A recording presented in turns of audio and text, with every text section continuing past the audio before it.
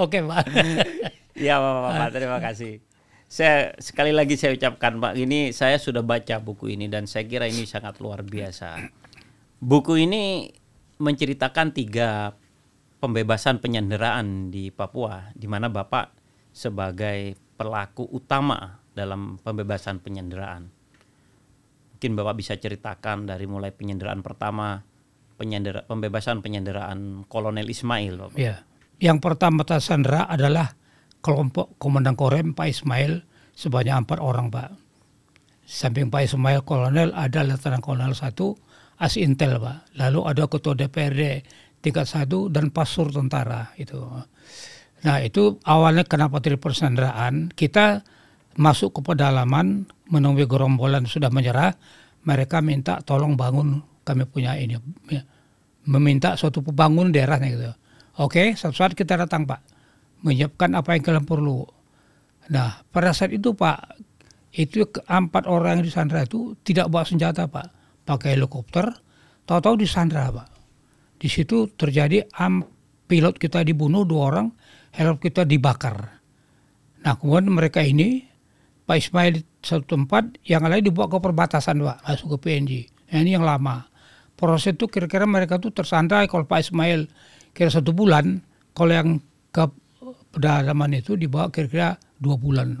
2 bulan. Ya. Boleh tahu kenapa mereka disandera Pak? Bukannya tadi Bapak bercerita bahwa beliau dan Rem datang ke sana mau membantu untuk pembangunan. Betul. Kok bisa jadi disandera Pak? Itulah yang saya katakan, kami juga tidak mengerti. Ya, sebelum mereka menyandra, kan sering kita ke sana membina mereka Pak ya. Sudah kontak baik Pak, sudah. Saya juga pernah ke sana, ya dia ngobrol dengan mereka. Mereka minta ya layak pembangunan sekolah, pendidikan, kesehatan itu.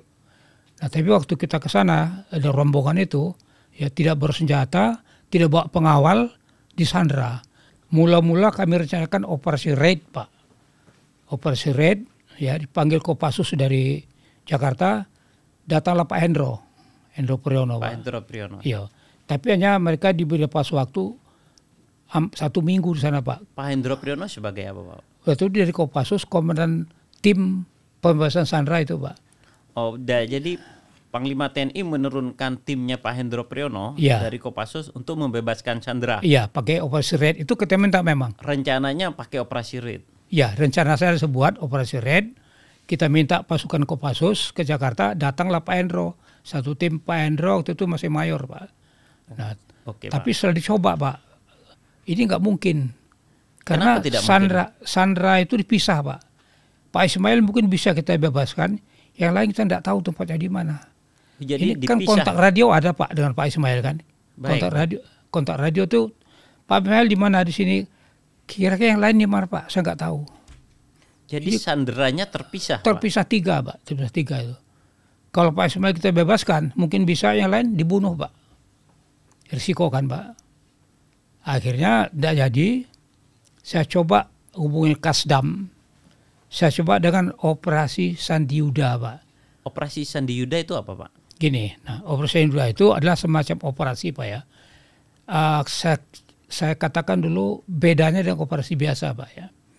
Kalau operasi biasa, operasi tempur maunya ya, ada 3 faktor yang tidak bisa kita analisis. Oke. Mungkin semua sudah tahu ya, medan cuaca musuh sudah tahu semua Pak ya. Iya betul Pak. Nah ketiga ini kita analisis, kita wargamekan dengan tindakan kita, apa kita mau mundur atau mau menyerang atau mau bertahan. Nah operasi Sandiuda juga ada itu Pak. Apa 3 faktor itu? Ya, yaitu cipta, rasa, dan karsa. Inilah sasaran kita Pak. Ya, cipta, rasa, dan karsa. Nah ini kan semuanya maya ini Pak. Ini juga harus dianalisa seperti itu. Ya, ini karena dia maya, jadi sifat itu kan abstrak sehingga tidak tahu apa yang bentuknya gimana gitu Pak. Sehingga operasi Sandiuda itu didampingi dengan operasi intelijen dan penggalangan. Nah, lalu saya dapat kerja waktu itu Stockholm Syndrome Pak, yang terjadi antara penyandra dan yang disandra. Stockholm Syndrome maksudnya bagaimana? Stockholm itu gini Pak, pernah terjadi penyanderaan di Stockholm Syndrome. karena lama ditahan, ya, akhirnya timbul kesukaran antara keduanya. Yang menyandra juga ada kesukaran, yang disandra juga ada kesukaran. Lama-lama mereka tuh seperti nggak ada jarak. Oh, Timbul menjadi rasa, dekat, Pak. Ya, Menjadi dekat. menjadi seperti nggak bermusuhan lah begitu. Ini yang terjadi kepada sandra Pak Ismail Said itu, Pak. Karena mereka disandranya lama, Pak, ya. Kalau waktu disandra langsung dibunuh lain, Pak. Tapi disandranya ditahannya lama. Apalagi kelompok kedua, Pak, itu 6 bulan.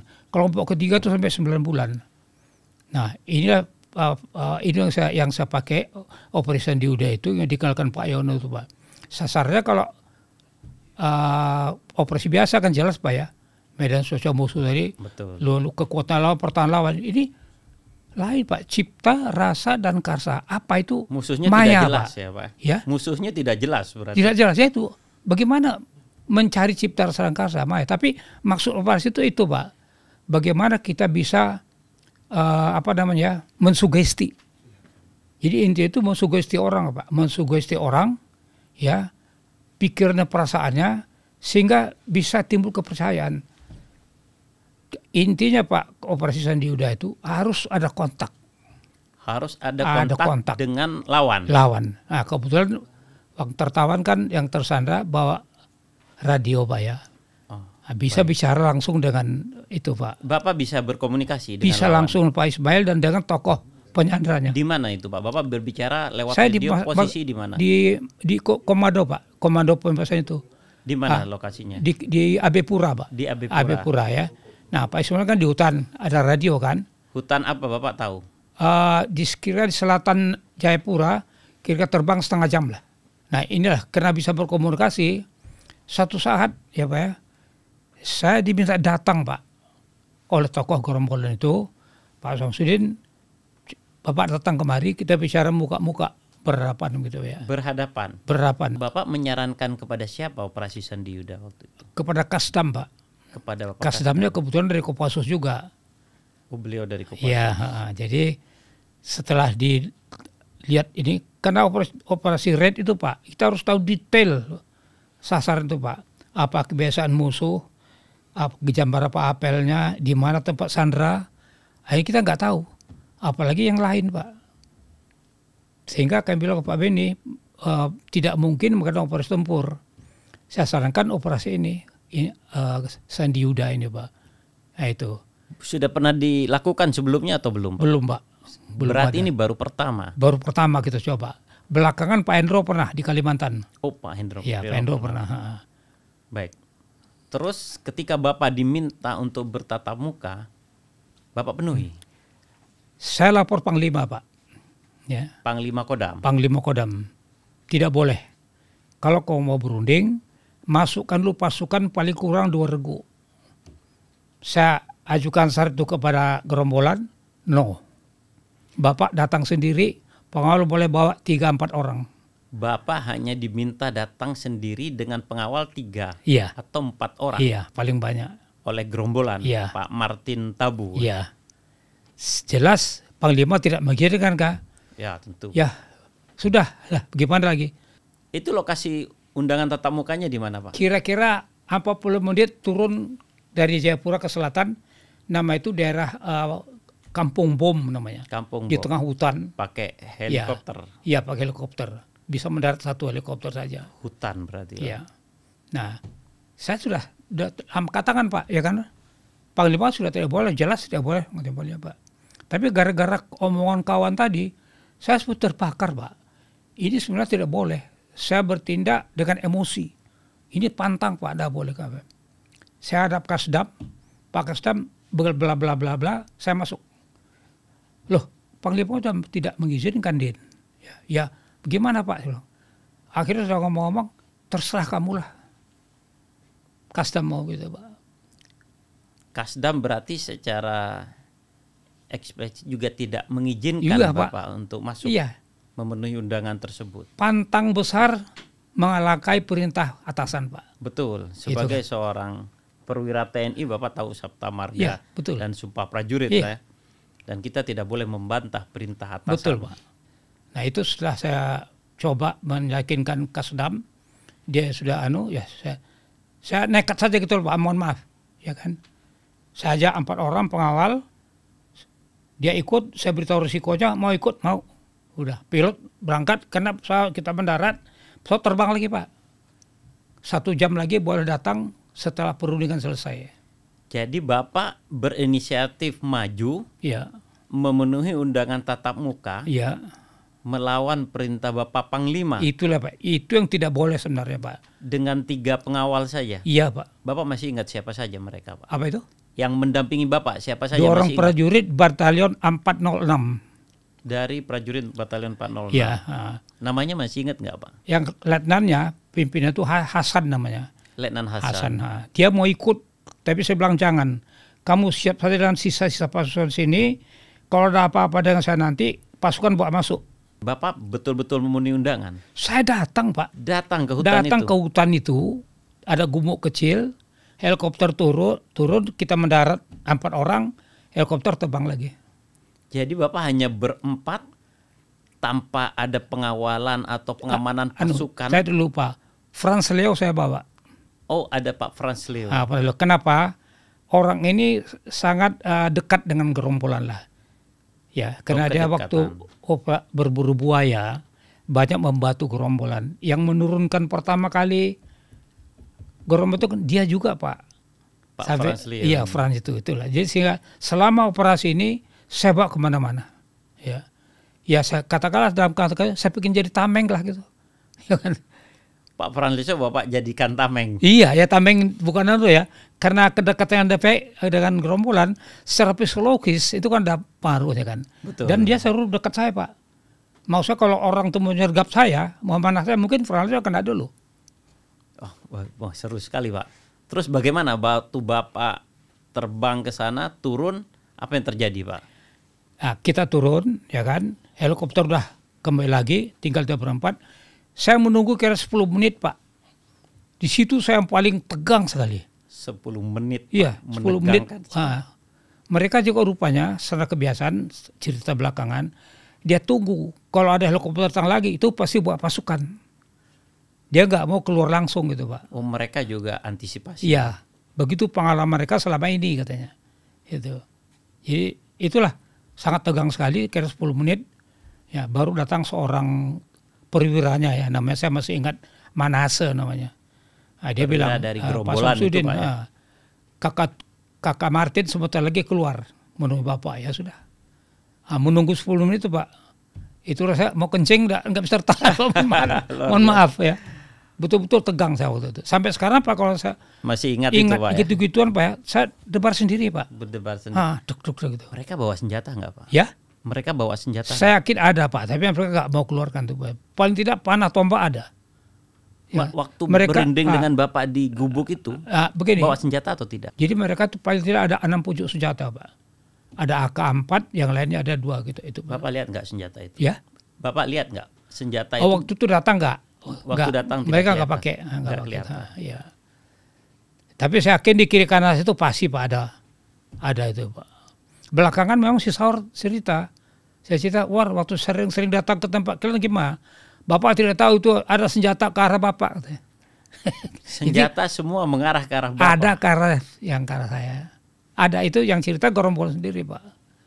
Tapi itulah teknis ya. Tapi yang penting itulah saya katakan ya, dia minta 20 cuak AK, saya tidak bisa mengatakan tentu tidak, ya kan? Tentu tidak. Itu tidak akan seperti itu, ya kan? Nah, kita berunding ke Kodam ya memang tidak. Nah, sekali ada keadaan gawat di dalam, yaitu ada wabah penyakit Pak, menghabisi kampung itu. Anak laki-laki, perempuan, orang tua itu banyak korban. Di pedalaman Papua gitu Pak, kalau ada wabah, hanya orang yang betul-betul tahan fisiknya yang hidup. Kalau enggak, Meninggal. telepon ke radio Pak, Matius Tabu itu. Pak Samsudin, kita udah ketemu, kami udah bicara, Bapak bisa bantu kami enggak? Apa? Cerita. Baik. Saya bilang oke, tapi syarat saya bawa pasukan. Boleh Pak. Itulah mulai awal membuka jalan. Jadi pada saat untuk merapat dengan mereka, saya tidak ada jalan Pak. Karena permusuhan antara kita dengan mereka, ya untuk membuka jalan Operasi Sandi Yuda ini kan harus ada pembicaraan, Pak. Ya, Tidak ada komunikasi. jalan saya. Ya, beratnya permusuhan antara mereka dan kita, Pak. Ada kita yang udah ditangkap di Pak Gerombol, ya. Ada juga Gerombol udah mencari, kita bunuh juga ada. Terus terang aja, Pak. Jadi tingkat permusuhan itu tinggi sekali. Untuk komunikasi itu sulit. Tapi dibuka oleh yang tadi, Pak. Yang Bapak masuk memenuhi undangan itu, Pak? Ya, satu. Yang kedua waktu minta diobati masyarakat. Minta diobati. Nah, itu, sebentar, waktu Bapak di dalam berunding, mereka minta senjata kan, Pak ya? Ya, 20 pucuk. Apalagi yang mereka minta, dan bagaimana Bapak proses kembalinya? Begini, saya kan dulu ya. Siap. Jadi tidak bisa obat-obat terus bla bla bla, ya kan? Sudah tadi hubungan baik, ya sudah. Dia waktu pembebasan Kolonel Ismail itu sangat tegang sekali, Pak. Ya, dia minta 3 pucuk pistol. 3 pucuk pistol, 3 apa 2? 3 kan ya.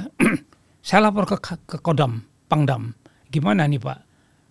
30 pistol gimana Din ya? Akhirnya diputuskan staf rapat, bisa nggak pistol itu kembali? Ya kira-kira. Saya bilang, saya tidak jamin. Ya, tidak jamin. Saya bilang nggak bisa penjamin itu kan. Akhirnya disetujui, Pak. Diberikan pistol. Basi pistol, Pak. Tapi ujungnya belakangan pistol itu kembali ke kita. Nanti ya saya ceritakan. Nah, itu. Baik. Nah setelah itu, Pak, ya sudah terjadi dong rapat.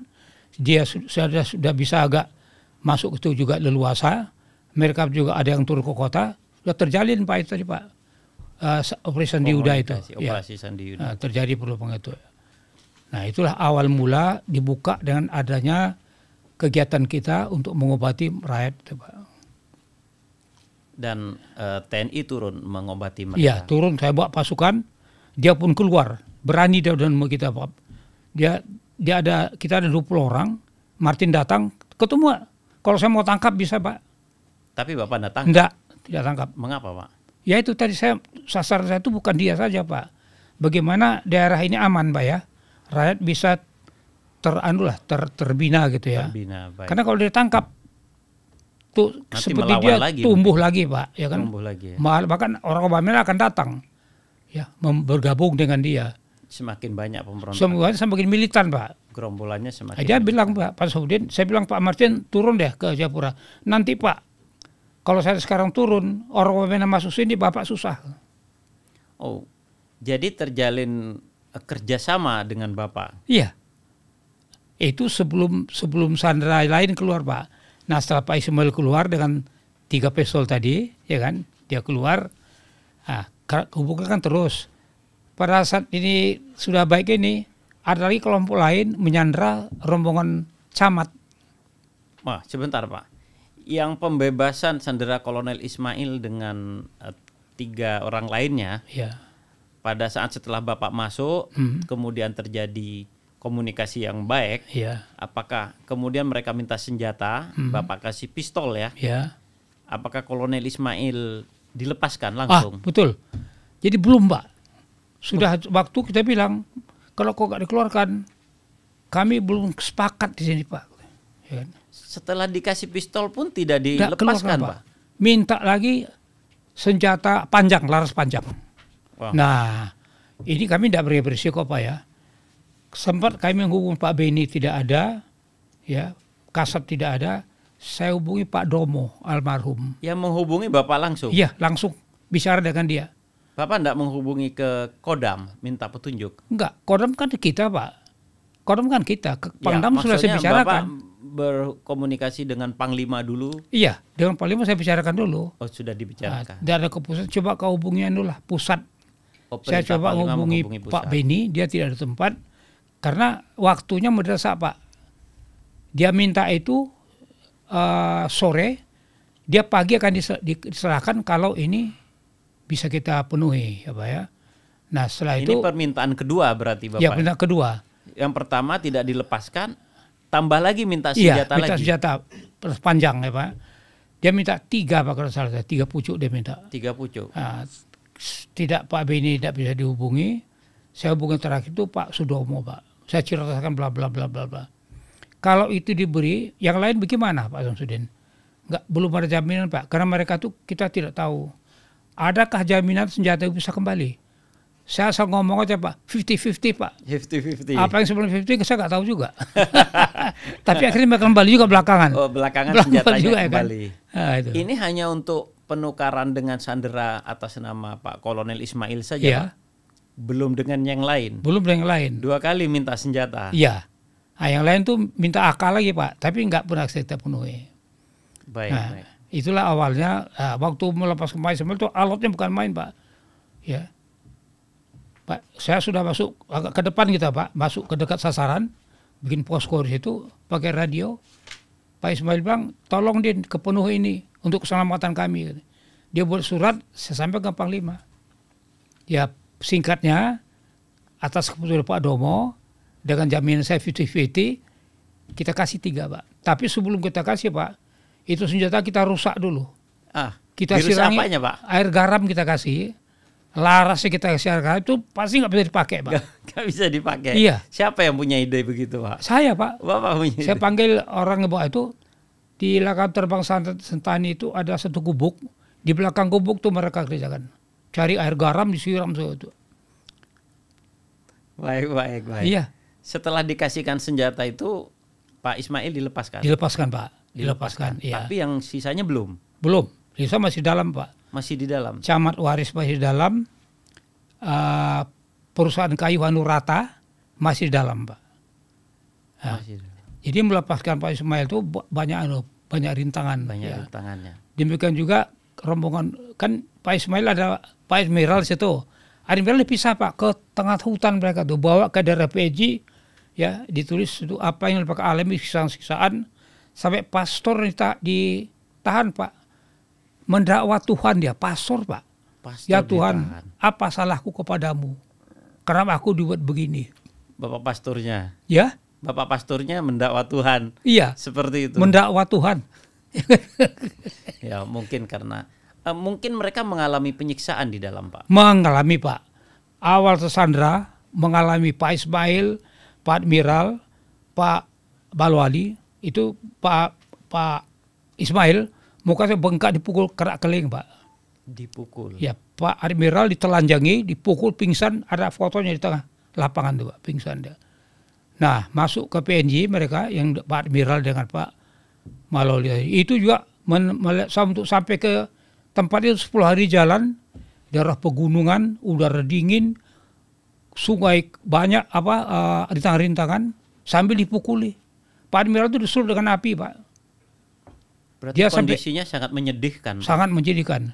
Dalam buku itu detail saya tulis Pak. Itu pengalaman Pak Pastor, dia tulis, itu saya masukkan kemari. Kalau kita baca betul-betul udah Pak ya, sudah merinding Pak. Betul. Mendengarnya.